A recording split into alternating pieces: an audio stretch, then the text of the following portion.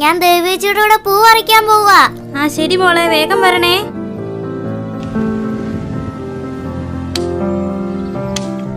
അച്ഛാ, ക്ഷമിക്കാനോ? നിങ്ങളൊരു മനുഷ്യനാണോ? നിങ്ങളൊരു അച്ഛനാണോ?